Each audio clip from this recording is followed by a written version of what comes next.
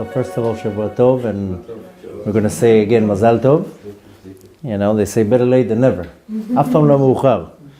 And you know, there's a reason why we celebrate Chanukat Habayit. There's not a halakha, it's not something that we do. But there are different places that we learn why somebody would do Chanukat Habayit. And the first time we saw it is that Shlomo HaMelech did Chanukat Habayit to the Beit HaMikdash. And he did a 2-week party. And he did it before Rosh Hashanah. Because he said when would be the best time to do it? Is to do it close as possible to the time that they built the Beit HaMikdash. But they couldn't do it throughout the time, the month of Tishrei, because it would be mixing two smachot together. Two joyous occasions. So he did it before that.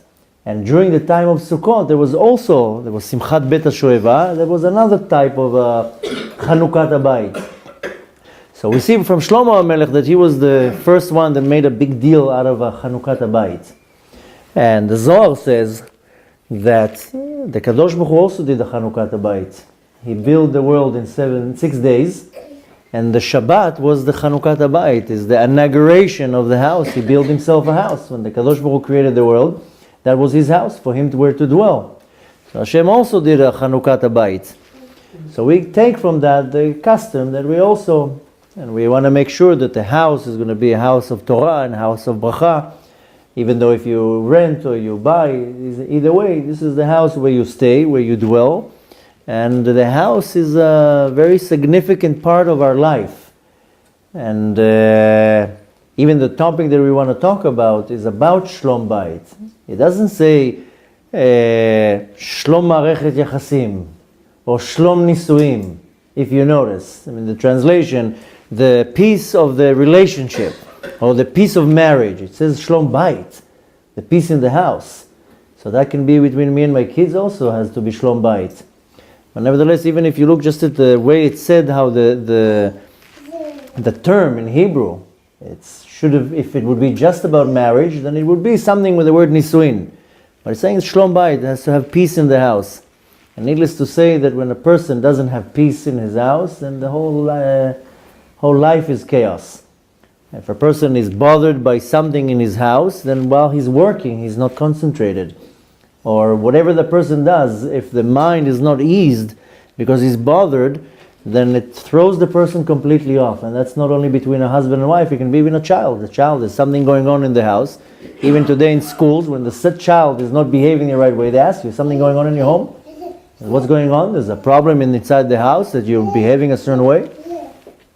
So, since we wanted to find an appropriate topic, so we decided that we're going to talk a little bit about the peace in the house, which is very appropriate when we want to bring a bracha into the house, when we're doing the Chanukah of the house.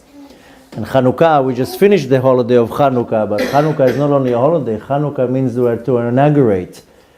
And one of the many reasons why the holiday Chanukah got the name Chanukah, because it was the time of Chanukat HaMizbeach. Even though another reason why they got the name Chanukah, because on the 25th day of Kislev, they stopped the war. So Chanukah is 2 words, Chanu, parked, Kafeh. They parked on the Kafeh on the 25th day of Kislev. So it got the name Chanukah.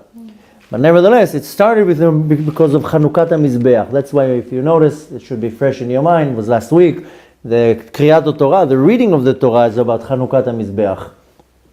So Chanukah is also an inauguration, when we celebrate the completion of building a home.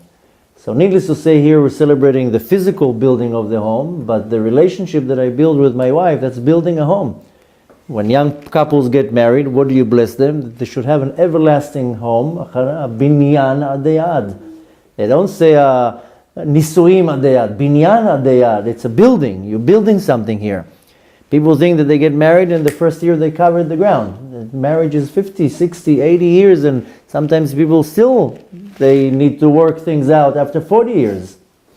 So the Torah is looking at the building, the structure of the house as something very sacred, something very holy, and something that obviously if there's so much emphasis around the building of the house, must be something there that has to be very personal to me.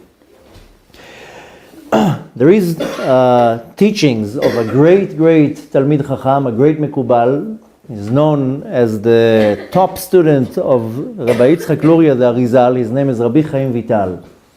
Anyone that you will say the name Kabbalah, they right away say, oh, Arizal, he's the famous one. But his dominating student never gets any credit. He's known, his name is Rabbi Chaim Vital. He took all the teachings of the Arizal and he brought it into writing. We don't have books from the Arizal. And the Arizal actually said that he came to this world only to teach the Rabbi Chaim Vital. When the Arizal came to Tzfat, first of all, nobody knew who's the Arizal. Everybody didn't take him serious. And at the time, he lived in Egypt. The Arizal was born in Yerushalayim. Then he moved to Egypt when his father died because he went to live with his uncle. And he used to go there and he would learn one-on-one with Eliyahu Navi. And at some point, Eliyahu Navi told him, okay, now it's time for you to move to Eretz Israel. You have to go to Tzfat. He was 34 years old. And he went there just looking for Rabbi Chaim Vital. But why am I mentioning Rabbi Chaim Vital? Because Rabbi Chaim Vital took all the teachings of the Ari HaKadosh and he put it into books. One of his books, it's actually not really a book of Kabbalah, but is known as a great work of Rabbi Chaim Vital, and it's called Sha'arei Kedusha, the Gates of Holiness. This, I believe, is one of the most basic and most important books for any person that wants to work on themselves spiritually, is to learn this book. It's not such a big book, it's a very thin book, and it holds in it all the keys for what we need to do in this world. If you ask now an observant Jew, why do you think you're here in this world? They'll tell you to learn Torah and to do mitzvot. That's what I came here for. He says in this book, Sha'arei Kedusha, that that's not what we came here for. We didn't come here to learn Torah and to do mitzvot. Rather, we all came here for the main reason is to refine my character traits, to refine my midot. It's called tikkun midot. And the Torah and the mitzvot is to help me, is to give me tools. I basically came here as an unpolished diamond, and I have to now polish the diamond. That's my job. I was hired. My soul is my diamond, your soul is your diamond. I don't know if you ever saw a raw diamond coming out of the mine. It's a black stone. And you need to know how to break off the dirt and then to start polishing it. And then you need to know how to cut the diamond. And if you do a perfect job, the diamond can be worth tens of thousands, if not hundreds of thousands. So we got a dirty soul, and Hashem says, here's the soul, here's the tools. The soul is the diamond, the tools is the Torah and the mitzvot. Now polish the diamond. And how do you polish the diamond? Is that each and every one of you, we're all equal, we're all born with a group of character traits that are very positive, and a group of character traits that are very negative. For example, the positives can be, a person can be very courteous, very charitable, very patient, very loving, very giving, and so forth. And on the negative side, a person can be quick to anger, no patience at all, very judgmental, very quick to be jealous, and so forth. So there are many types of midot. The teachings of the Arizal, when he brings it down through Rabbi Chaim Vital in Sha'arei Kedusha and many others, it's not the only one who teaches it. This is one type of method, so to say. There's many different methods. I have a whole course online. I actually have CDs here that you should take if it interests you, that I just made an introduction to the topic, 15-hour introduction about what does it mean Tikkun HaMidot. And there's many different types of approaches. There's the approach of Rabbi Chaim Vital from Sha'arei Kedusha. There's another approach from the Ramak, Rabbi Moshe Cordovero, comes in the book Tomer Dvorah. There's the approach of the Baal Shem Tov. There's many different types of ways how to approach this method of Tikkun HaMidot. But this is really what I came to this world. I came to this world to refine my character traits. And if I was born with the midah of anger, of kas, means all my life that's what I have to work on. And it's not the right way of saying, that's my nature, you're never going to change me, that's me. That's the wrong approach. The right approach is saying, oh, I have some bad character traits, now how do I refine that? The Torah, of course, is going to be the tool that gives you all the ways how to work on yourself, how to recognize that I have bad midot. I mean, when we look in the mirror, we have a partner, as a very bad partner, and this partner is called an ego. And my ego is the one who's going to tell me, no, what are you talking about? You are the symbol of perfection. What are you talking about? You look in the mirror, the ego tells you, oh, look at this, Hashem did himself here. And if chas v'shalom, somebody will come and tell you, you know what, you have a very bad habit, you're all the time late. You think you're going to say, oh, you know what, I'm so sorry, I didn't even notice. That's a very high level to say that. Most people say, I'm late? Who are you to dare to tell me something bad about me? That's the ego getting very affected, and he's like, no, don't give me musar now. Don't tell me what I'm bad at. How many times a person will be approached and somebody will tell him, you're lazy. You're always late. Why are you so judgmental? Why are you so impatient? Well, nothing's wrong with me. I'm perfect. Everybody else is wrong, and I'm the only one who's right. So in order for me to work on myself, first of all, I have to understand that nobody's perfect. I also have a lot of bad midot. So the first stage is that I have to be humble enough to recognize the faults in me. If I'm humble, then I can recognize two things. First of all, what I'm good at. Moshe Rabbeinu was the most humble man in history. That's what it says in the Torah. Vaish haya anav mikol. Nobody ever reached to the level of midat anava of Moshe Rabbeinu. He reached to such a high level of being anav, humble, that he reached the highest level of prophecy. There was no other prophet ever that came to the level of Moshe. Lo kam kenavi Moshe beIsrael. All the prophets got their prophecy in a dream. Moshe Rabbeinu speaking face to face to the Kadosh Baruch Hu. Why? Because he was so humble that he was able to elevate himself to the highest level. Now, as humble as he was, he knew he's Moshe Rabbeinu. He knew who he is. He knew, I was the one who was selected by the Master of the universe to give the Torah. Normal person will have an ego out of control. But Moshe Rabbeinu knew his power, but nevertheless, he didn't take any credit. You know why? Because he says, if Hashem would give this power to somebody else, most likely he will do a better job than me. Where do we see the ultimate humble midat anava of Moshe Rabbeinu? You know the famous story that Korach came to fight with him. Now, Korach was not some shmo from the neighborhood. Korach was first of all a cousin. He came from the same family. More than that, Korach was a Talmid Chacham. He was a great sage in the Torah.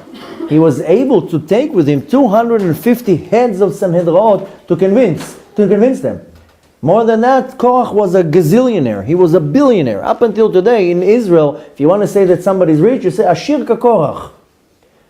And nevertheless, this guy comes and he tells Moshe Rabbeinu, who made you king? Who are you to take the position? Who do you think you are that you're pulling strings here and you make yourself king? Your brother is the high priest and you're taking all the positions. And he started coming to rebuke him. Now what would you think would be the reaction of Moshe Rabbeinu? Any normal person, including us, would rather be like, whoa, who do you think you're talking to? I'm Moshe Rabbeinu. I am the king. I am the one who got the Torah. I am the one who speaks with Hashem. How dare you talk to me? I will have your head off. This is limrod b'malchut. You're going against the king. That's what you would think that Moshe Rabbeinu would react. The Torah tells us, you know what Moshe Rabbeinu did? Vayipol al panav vayevk. He fell on the ground and started crying. And he says, maybe I did something wrong. This is midat anava. So Moshe Rabbeinu was so humble, not because he felt that he's a loser. He knew exactly who he is. He knew his power, he knew his might, he knew that he's number one. He's number one, right? But nevertheless, he knew, this is my place. I'm good here, it doesn't mean I'm good there. Moshe Rabbeinu wanted to be Kohen Gadol. Hashem told him, you are not a material for Kohen. Sorry to tell you, your brother's getting the Kohen. Moshe said, okay, no problem. Then came the task of building the kelim in the Aron Kodesh. Moshe says, me. Hashem says, no, you are not a builder. We're giving it to Betzalel. Not you. Sorry to tell you. You're good here. You're not good here. If I'm going to give you now a hammer and a nail, you're going to start banging your fingers, Moshe. Sorry to tell you. You're not a carpenter. Moshe Rabbeinu was able to know exactly how good he is in what, but he also credited that if anybody else will get the exact same ability, his thought was, you'll probably do a better job than me. But on the other hand, he also knew his faults. So I need to know that I have unbelievable qualities. When I'm looking around, I see unbelievable talents that I don't have. most likely you are a much better cook than me. Most likely you are a much better carpenter than me. Most likely you are a much better singer than me. Most likely you're all better than me in something. I know exactly what I'm good at. And I know there's no question that I'm good at that. I don't go and show up, oh, I'm the best in that. I just know Hashem gave me these qualities. I thank Hashem. I acknowledge that Hashem gave me these qualities. And I know that this is what I'm good at. But I also know that I have a long list of qualities and attributes that are very bad. Impatience, quick to anger, jealous, and so forth. Not me, I'm just saying in general. The first step you have to take is you have to humble yourself to be able to understand, I'm not the symbol of perfection. I'm not that great. And this is something that we all have a problem with, because why do we get upset? It's because our ego is hurt. Bechlal, in the structure, in the teachings of Tikkun HaMidot, Shlomo Melech says, Ze lumat ze bara Elokim. Hashem created everything with a pair. There's something good, on the other is always going to be on the other side something bad. So in the levels of the Midot, on the good side of the Midot, the highest of all Midot, we just mentioned, is the Midah, the attribute that is called Anava, Midat Anava. That's the highest of all. But the Lumat Ze, the other side of the Midat Anava, on the side of Tum'ah, of impurity, is the Midah that is called Ge'ava. Ge'ava, pride. That's the highest and worst of all of them. So, looking at the comparison of the structure of the Midot, if you're looking at the negative side, and the worst of all Midot is the Midah of Ge'ava, the attribute of Ge'ava, if my pride will be pushed, somebody will attack my pride, it will develop right away two Midot. And the first two that it will develop will be anger and sadness. Kaas v'tzar v'etzev. Right away. Which means if I feel feelings of anger, means my ego was hurt. If I get hurt, means my ego was hurt. Now the third level that it will start developing, then it will start developing hate and resentment and jealousy and animosity and so forth, and feelings of revenge, and then there's going to go another level and another level and another level. If you're smart, you know how to backtrack where it came from. But to stay with the midah of ge'ava, if my pride was hurt, right away there's going to be a birth of a bad midah. And on the other side, if it's midat anava, if I'm humble, I'm not going to get hurt if you tell me that I'm wrong. If you're going to tell me you're late all the time, you're not responsible, I will be like, I'm sorry, you know what, I know about it, I'm working on it.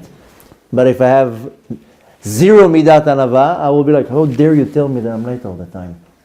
Who are you to tell me you're also late? So, the reason why we're doing this small preparation, the whole topic of Tikkun HaMidot is a fascinating topic, because when you really look at it, you're saying, wait a minute, that's really what I need to do here. If you're going throughout your life and you don't work on yourself, you're going to go through 60, 70, 80 years of your life, leave this world and be like, I didn't do nothing in this world. I didn't take nothing from this world. I came the same way that I came, that's how I left. So there are many different approaches. I'm just talking about one type of approach of Rabbi Chaim Vital, but there are many types of teaching that all teach you how to refine yourself. And if you don't focus on that and you don't put that in the highest of your priority, you're missing the point. You're literally missing the point. Now why are we talking about all that? Because how do I really refine myself? To refine myself by myself, to take a bunch of books and to move to a deserted island, that is not going to work. It's never going to work. There's not one person that can be alive in this world and say, give me a lot of books and put me on a deserted island, I'll work on my midot. You know how you work on your midot? That Hashem puts in front of you the right people that know how to press all the buttons. So if I have to work on my anger, then the Kadosh Baruch Hu is going to put to me a boss that all day long gets me angry. And if I need to work on patience, then Hashem is going to put for me kids that will drive me nuts all day long. Or a wife. And if I have to work on jealousy, then HaKadosh Baruch Hu is going to put me in a neighborhood that everybody has beautiful BMWs and I don't. And I have only a Honda. And if I need to work on any type of midah, the Kadosh Baruch Hu is going to put me in front of the right people. I like calling them mirrors. So I can constantly see a reflection and be like, I don't like what I see. Tikkun HaMidot is like a bad hair day. That you're looking at the mirror and you're like, no, the hair doesn't work. So, the Kadosh Baruch Hu is so nice. He says, listen, I know you don't have the ability to work on yourself. Let me help you. I will send you a wife. Ezer kenegdo, a helpmate. If you're smart, she's going to be an ezer. She's going to help you. If you're not smart, she's going to be negdo. She's going to be against you. But this works both ways. I mean, we're talking about the wife is the ezer. It also works for the women. And the main character in my life that will help me refine myself is only my other half. Not my kids, not my boss, not my parents, not my neighbors. These are just side notes. But just take into consideration that any person in your life is a mirror for you to refine at least one midah. And I gave you a few examples, you use your imagination. And you have to first step is to humble yourself, because if you're coming into this challenge with ego, it will never work. You will fail on day number one. You have to give in. You have to humble yourself. You have to remove any type of geava and say, okay, let me start working here. And like I said, the main character in this avodah is your wife or your husband, because that's a person that you were looking for 20, 30 years. I always tell married couples that they have challenges, just remember how much you looked for your other half. Do you remember those years? How you were praying all day long? You were finishing books of Tehillim just to meet your other half. How many graves you went and you lie down on. And finally you find it, you forgot all that, right? You forgot how desperate you were. How many times your name mentioned your name. How many times you did all sorts of actions till you found that other half. So for 20, 30 years of our life, we're looking for that person. Finally we meet the person, the Kadosh Baruch Hu does some type of magic and you fall in love and you don't see any faults. In the beginning everything is, wow, perfect, she's so perfect. Like as if you're like under the influence and you're like, no, I don't see all the bad things. And then 2 months later, after into the marriage, suddenly, oh my gosh, look, what is this? This is not what I married. That didn't come in the contract. But you have to see how smart the Kadosh Baruch Hu is. And your wife or your husband, your spouse, is always going to be the perfect mirror placed in front of you. Now you can take this challenge and crush into the mirror, or you can take this challenge and says, okay, thank you, dear. I know that you're here to refine me. Now let's see what I can take from here. So the whole idea of marriage, people think marriage is about walking hand in hand into the sunset with hearts over the head. And I love you too. That's only works in the movies. Doesn't work in real life. Once I gave a class specifically about that, and I was mentioning, the class goes in depth, but I was mentioning that in our generation, we are so affected by the media that since we were young, we have some type of an idea what marriage needs to be. Because on the billboards and in movies and in shows, marriage is romance and love. And that's not marriage. Marriage is not romance. I mean, you have to have some romance and love, but it's not about that. And we are grown with some type of a distorted perspective of what marriage needs to be, so we go after that. And people don't understand that, into marriage, 10 years later into marriage, people don't look the same. The man loses his hair, the woman gains a little bit of weight. It's not the same thing. So we have, Baruch Hashem, we have a great zchut that we have simultaneously a yeshiva and a midrasha. But it's not for young people, it's for older people. So we see both the sides. So there's no difference between men and women that are looking for shidduch when they're 20 and when they're looking when they're 50. Just when they're 50 it's harder because they don't have the same physique, there's not a lot of hairs, much more picky. And there's one student in our yeshiva that he's not married, he's 48. And he's not married. And now finally he found a possibility, a shidduch. And he goes on the date, he comes back, and I tell him, no, how did it go? She's not for me. Why, she's not for you? What did she do? She didn't do nothing, she's a nice girl. But why is she not for you? I'm not attracted to her. I'm not attracted to her. What do you think, you're 19? What do you think, that you are the next model of the generation? Can I remind you that you're bald, fat, and short?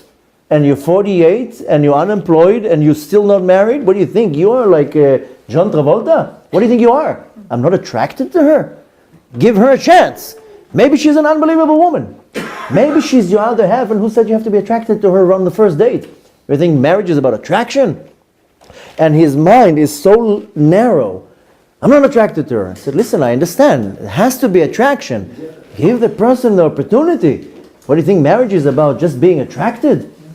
So I see sometimes how people are so limited in how they're thinking, and it's distorted. And where is that all coming from? It's coming from the distorted message we're getting from media and movies and society.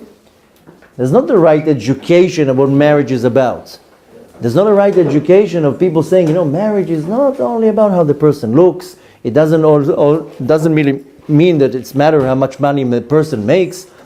Many times I hear women saying, if he doesn't make X amount of money, I don't want to go on the date even. What do you think? You have a contract now for 50 years. What if he gets fired after 2 years? We have good friends. Thank you.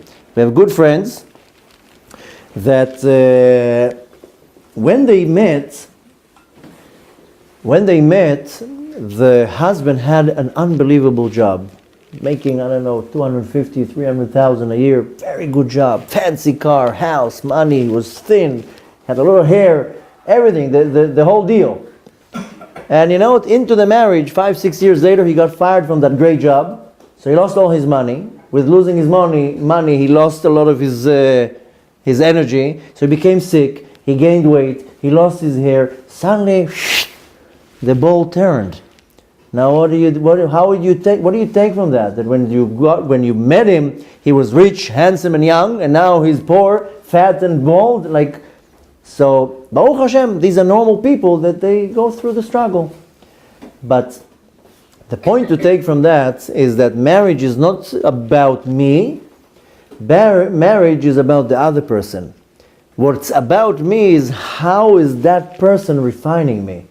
Now, if I go against that person, I will never learn from that person what I need to be refined. So there are two ways to looking into the marriage. First of all, the marriage is not about me. If I'm coming to the marriage and I'm self-centered and and I only care about me, it will never ever work. And more than that, if I'm looking at the person as what can I get out of that person to benefit me, then it will never work. But if I'm looking at the other person as, first of all, that person is even doing me a favor that they're even looking at me. And more than that, I'm saying, of course, in an exaggerated way, and I'll tell you in a second why I'm saying that, but if I look at the person and says, please show me how bad I am, and I want to refine myself, then I'm starting to make some room into the relationship. There's a very special rabbi that unfortunately died a few years ago, and he did probably hundreds of shidduchim, hundreds. And he had such a magical approach to the young couples, or older couples. And one thing that he used to do before he would send the people on a shidduch, he would prep them. Give them, don't say this, don't say that. And he used to do always the same thing. Right before going out on the shidduch, he would take them, put them in front of a mirror, put the hand around them. Of course, the men, the women know, but he would look in the mirror and says, look in the mirror. What do you see? I see myself. Good. And he would tap them on the back. Just remember one thing. You're not that great. And he would send them off to the date. You're not that great. Don't think you are coming into the date now, I'm a prize. And she has to be thankful that I'm even sitting in front of her. And this approach is not only for the first date, it's the approach of an everyday. That I'm not that great. It's very easy to point at my wife and tell her, you're messy, you're lazy, you're late, you're not responsible, where's my dinner, my shirts are not ironed. That's very easy to do that. But before you do that, is to look in the mirror and say, am I really great? I also leave my underwear on the floor. I'm also sloppy. I'm also, not me.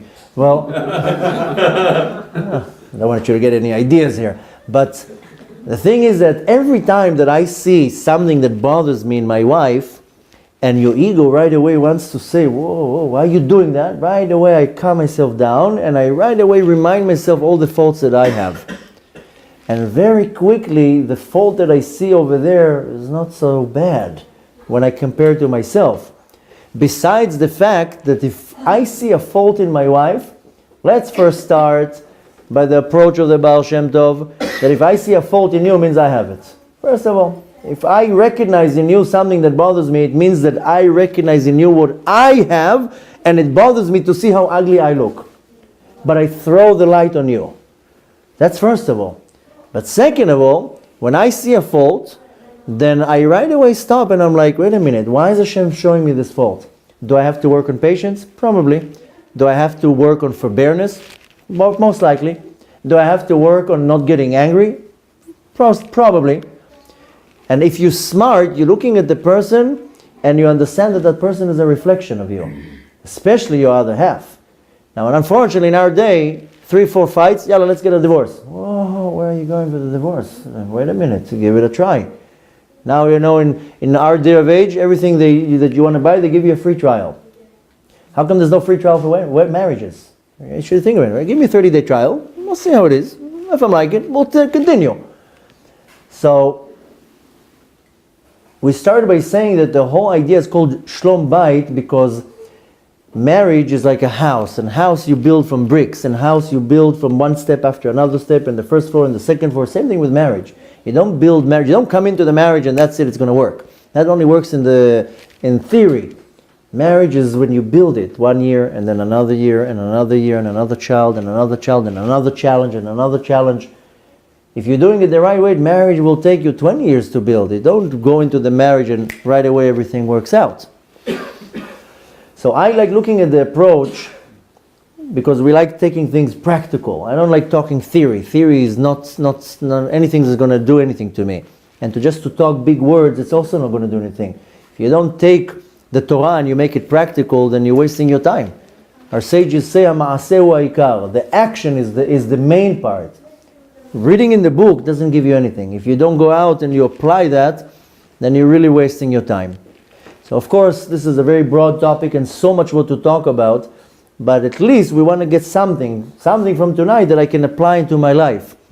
And this something is to understand that I have a lot of unbelievable qualities. And you need to know what your qualities are. You need to know and to say to yourself over and over, I am an amazing husband. I am an amazing lawyer. I am an amazing teacher, whatever it is. I'm very charitable. I'm very generous. You need to know where your strong side. But at the same time, you need to say, I know I'm always late. I know I'm not responsible so much. I know I'm a little bit sloppy. I know I'm very quick to anger. I'm very quick to judge. You have to know where you're holding. Of course, this can only be achieved when you humble yourself. If you don't humble yourself, you'll never will achieve it. And if somebody comes and tells you something, right away you're going to block it away. And when I was younger, not that I'm a dinosaur right now, but when I was much younger, my ego was completely out of control. If somebody would dare to tell me anything that is a fault, I would lose my temper. How dare you? Who you think you are to tell me where I'm failing? I am Mr. Perfect. Don't you know that? It says here perfect, don't you see? So it took me years and years to figure out that I'm far away from perfect. I'm far away. And I give a lot of credit to my wife because she came and told me, you're great, but you're not that great. You have a lot of, long list of things that you need to work on. So I find one example that I like to share is that there's a certain individual in our life that's a very special individual. She helps us a lot in our organization, works, supports, and so forth. First of all, she's older than me. She sees me, she calls me, you are my rabbi, you are my teacher, and she helps a lot. And so, helps a lot. There's a lot of communication. One time, she came and told me, she's like, listen, I want to tell you something, and I'm telling you just because I respect you, not because I'm trying to start an argument or to put you down, but you did this certain action, this certain thing, and you're repeating it, and it's not good. It's not a nice thing. It's definitely not something you should do, and I don't think anybody has either the courage or the awareness to see that and to come and tell you. And this is what you did. Right away. The volcano, I was feeling the anger. Steam is coming from my ear. I'm trying to calm myself down. The sweat is coming down my forehead. My brain is throbbing. How dare she tell me that? How dare she comes to me and tell me that I did this action? I didn't lose anything. That's inside, of course. Outside, like a poker face. But the body is starting to get, all sorts of irrelevant, my hands are moving, and in my mind, all I can think is, how dare she tell me such a thing? And I, Baruch Hashem, was keeping a cool face. And I told her, thank you for bringing this to my awareness. I appreciate it. And I went and I left and I came home and I was so upset. And I'm asking myself, why are you upset? Let's cut to the chase. Nobody in the room, nobody heard this conversation, but I'm telling myself, why are you so upset? You know why you're upset? Because she's on the money. She's 100% right. And you have some type of a blemish in the ego, that your ego is so pumped up that you would never figure it out by yourself. That's how the ego works. It puts you in a position that you don't even notice how you look. And I was trying to calm myself down. And after a few hours of pacing backwards and forth in the room, I was saying to myself, who am I kidding? She is 100% right. And she now turned the spotlight on me. She pointed at me a weak point, and I don't like it. Because I don't want to be finding myself in a place of weakness. And I'm going through it in my mind. I'm like, I can't believe it. I am doing it. I cannot believe it. I'm doing it a lot. How embarrassing. Now, if she noticed it, oy vavoy. Means other people noticed it, but they just didn't tell me. Either they're afraid, either they thought it's disrespectful, either they, I don't know what. But nobody told me. And that reminded me that maybe a year before that, one time I was giving a class. All the classes are recorded. And unfortunately, we don't have the budget to have a film crew, so the camera just sits there. And I don't really, sometimes I look at the camera to make sure the audio is going on, the lights are on, and I don't look at the camera. Okay, the video goes online, pass a few days, and somebody sends me a message and tells me, I think you should look at the video, there's something not so good there. Okay, go look at the video, and you know what was not good there? There was an antenna, like this. That's how it was, the whole video, an antenna. I look like Krusty the Clown. And as I'm looking at the video, my kids are there and they're laughing. Look at you, they're having the time of their life. And in my eyes, I'm like, oh my God, look at that. Why did nobody tell me? You know how embarrassing is this? Oh my God. I don't know, when maybe it was static in the room and tick. And I'm like, okay, I tell the YouTube guy, get rid of it, take it off. He's like, what do you mean take it off? It's already out, we shared it, if you share it and now people will click on the link, then you take it off, it's not going to go to the video. And he started giving me the whole mechanical part of the sharing.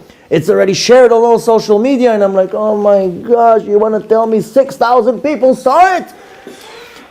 And in my mind, I'm like, you got to get it off somehow. This is embarrassing. But then I was like, you know what?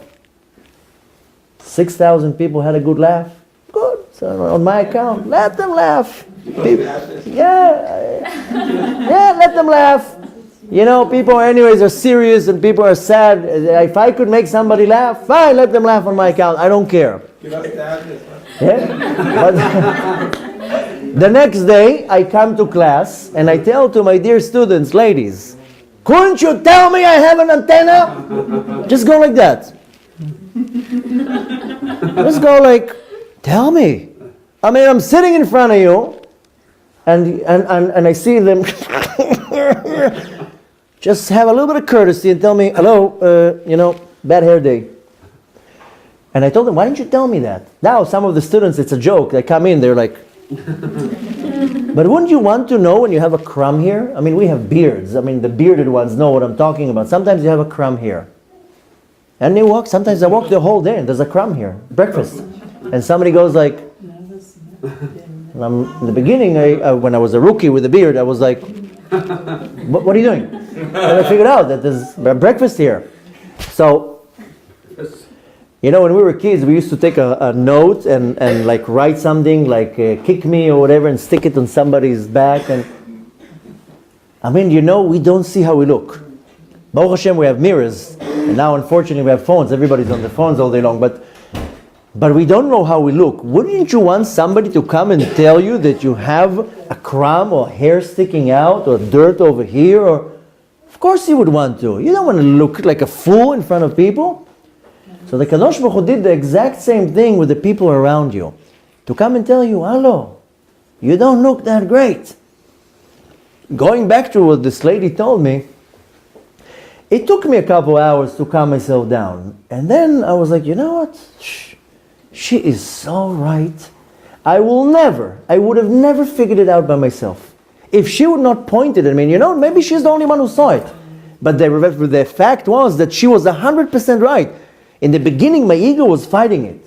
No, she's due. And then I was like, who am I kidding? She's on the money. And it is embarrassing and it is not nice. And a few days later, I told her, you know what? Thank you so much. I am so thankful and appreciative to the fact that you had the courage to come and tell me that I did something wrong.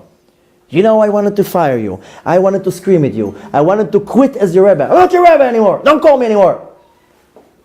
But thank you for having the courage and the dignity and the integrity to come and tell me, I appreciate you. I admire you. You're doing amazing things, but sometimes you don't do. And to be able to accept criticism, you have to know how to work on yourself. You have to humble yourself. And the only one who will gain from it is only you, not anybody else. So you have to know how to loosen the screws of the ego, that I can come and get some feedback. And the one who's going to give you the best feedback is your spouse. Not your worker, not your boss, not your neighbor, is your spouse. Your spouse is always going to come and give you the best feedback. It might come in a form of an argument. It might come in a form of a fight. It might come in a form of a way that really ticks you off. But if you get angry, if you get into a fight, if you get upset, the problem is with you. The problem is not somebody, it's not the other person, it's you are the problem. When I get to a point that my wife brings me to a point that I will get upset, I blame 100% on me. I don't blame her. It's very easy to blame my wife. Why are you telling me that? Why are you doing that? Why are you behaving like that? But I right away stop and I turn it around and I say, I'm the one at fault here. And she's now being kind. It might not be done in the right way, but she's kind and she's telling it to me in a certain way. Now, the not right way to do it is when you attack each other. That you would say an undeveloped relationship or a young relationship or whatever it is. But nevertheless, if the husband and wife, they have a very good connection, then this mirror thing is going to work in a very accommodating way. And then when my wife will come and tell me something, I will not get offended. I will not get defensive. I will listen and be like, thank you so much. Now let me do it. So, of course, there's a lot more to focus on. There's a lot more to work on. But like I said before, it's all about taking something and making it practical. Not to just come here and sit and, nod and smile and eat the sushi and everything. That's all nice. But I like taking something out of the room. If you come here and you don't take something out of the room, so why did you come? I mean, the sushi is amazing and the salad is great, but why did you come here? Not only to honor the balabait, to take something here. You could have stayed home now and go to rest, go to whatever, do something. So if you already came here and you're not going with something out of the door, so you went to the mall and you didn't do any shopping. So since we come to celebrate the Chanukah Habayit, and the Chanukah Habayit is about building the home and building the relationship and having an everlasting home, and the home is not only the physical structure, it's also the relationship and how the kids get educated and so forth, and Bezrat Hashem, many more kids and grandkids and so forth, then I look at marriage as one of the most important parts in my life, because it's the person that I share a lot of things, whether it's my love, my feelings, my space, my money, my growth, my success, my failures. But more than that, that's the personal trainer. I look at my wife as a personal trainer. If I want to go to the gym and I want to get into good shape, I need a personal trainer. If I want to go to a certain trade in my life, I need some type of a mentor, whether it's business, whatever it is.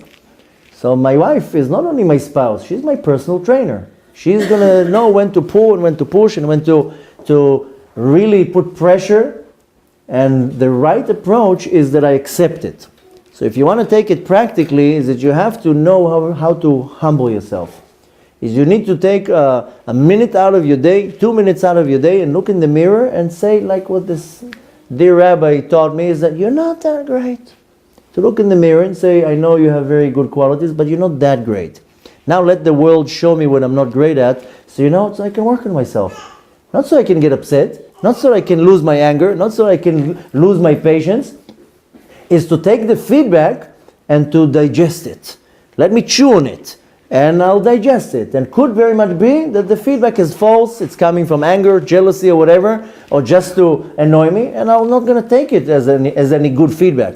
Or take this information, and if you're not 100% sure, go to your best friend.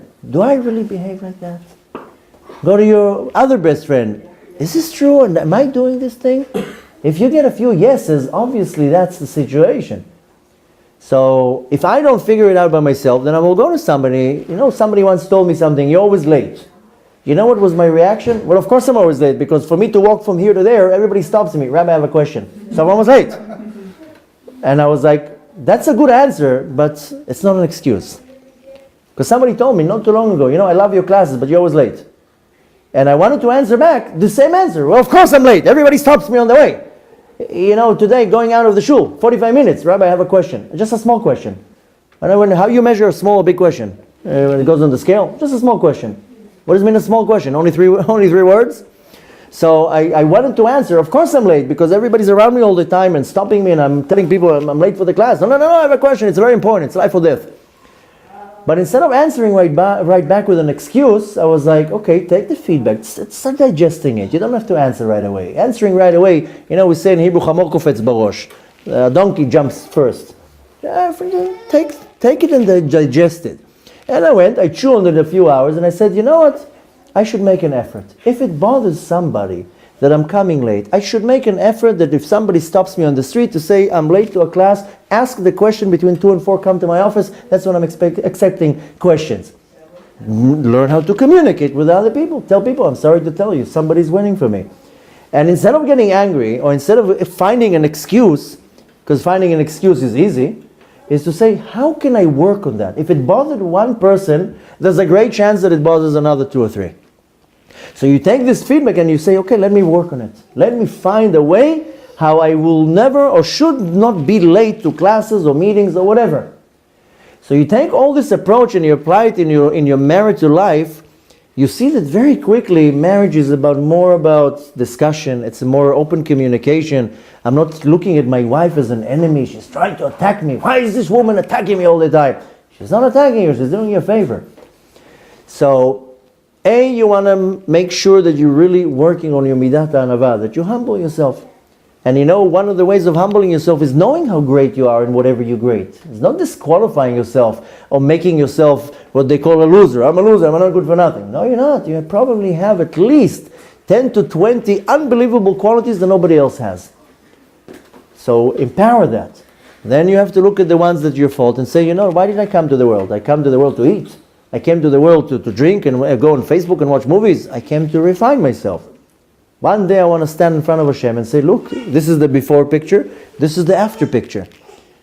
I'm sure you notice that in many times when I go to lectures, especially of my personal experience, there's always the before and after picture. Because if I'm going to come just with the after picture, what's the big deal? So you have a yarmulke and you have a beard. Look at the before picture. The beard was here and there was nothing on the face. Not that I'm trying to take credit, but to look at myself and says, here's the before, here's the after. Here's the before the effort, here's the after the effort. And needless to say that you want to give credit to the ones who help you. So the next time that your spouse is coming and attacking you in any type of a way, don't take it as an attack. Take it as a constructive criticism that most likely you are 100% guilty. Most likely. If your wife or your husband, they tell you, why you always leave a mess? Say, wait a minute, why do I leave a mess? Is it so hard to put the cup in the sink? But an untrained individual would be like, I leave a mess? Did you see how you left the bathroom yesterday? And you're telling me I leave a mess? You also leave a mess. Right away you have a fight. Right away there's an argument. You could have prevented it by saying, she's right, I do leave a mess. Doesn't matter if she does right now. I leave a mess. Okay, let me work on that. I will make sure I clean up the counter after I'm done with my coffee and everything spilt everywhere. So the point to take from that is that your spouse is your other half. It's your ezer kenegdo, your helpmate. In English doesn't work well, the helpmate, the ezer kenegdo. The point to take to that is that you have to be very appreciative to the ones that Hashem put in your life, even your kids. I look at my kids, and they're the greatest mirrors that I have in my life. If I have to be patient or hold my anger and so forth. So we want to work on my ego. I want to work on the fact that I need to be able to accept some criticism. And more than that, I have to constantly chant in my mind that the marriage is not about me. Marriage is about the other person. And nothing is about me. If I have the attitude that it's all about me, everybody owes me, then nothing's going to work. Not in the house, not in the business, not anywhere. If the approach is, how can I do something good for you, then any type of relationship you have is going to be successful. Not only with your wife, also with other people. So Hashem gave us the midah, attribute of chesed, of kindness, so I can look at another person and don't look at the person, what can I get out of this guy right now? Maybe I can get money, maybe I can get a position, maybe I don't know what, connections. That's the wrong attitude. The right attitude is to look at a person and say, can I help you? Can I do something for you today? Maybe I can help you in any type of a way. So Torah is not only about learning the Torah, not only about performing the mitzvot. A big pillar of the Torah is called Gemilut Chasadim. And when we know our sages say, Torah omedet al shlosha dvarim, the Torah stands on three things. Al Torah, al avodah, which means prayers and Torah, Gemilut Chasadim, also charitable acts. Charitable acts is not writing a check to my favorite organization. That's not a charitable act. That's a tax-deductible excuse. Charitable act is when I go to somebody and say, how can I do something for you? Can I give you a ride? Can I babysit your kids while you can go and rest? Can I do something for you?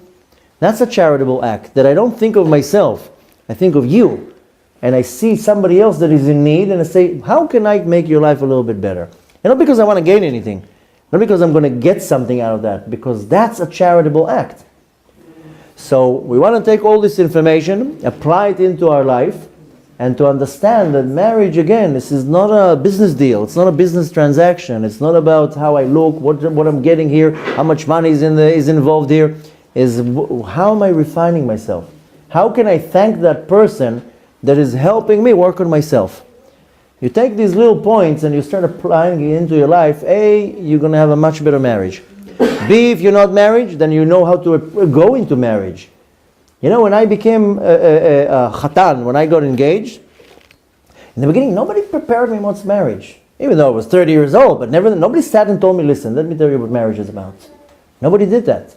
Baruch Hashem, at some point, I did meet the right individual that told me, oh, you are engaged? Let me teach you a little bit about what it means to be a husband. And you know, the classes weren't really like patting me on my shoulder, you're going to be an amazing husband. He was punching it out.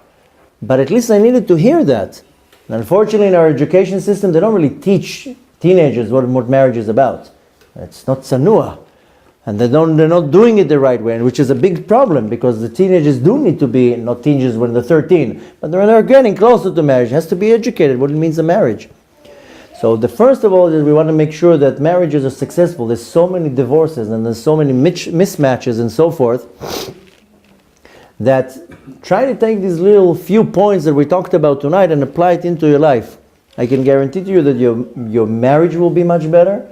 If your marriage is much better, you're going to function as an individual much better.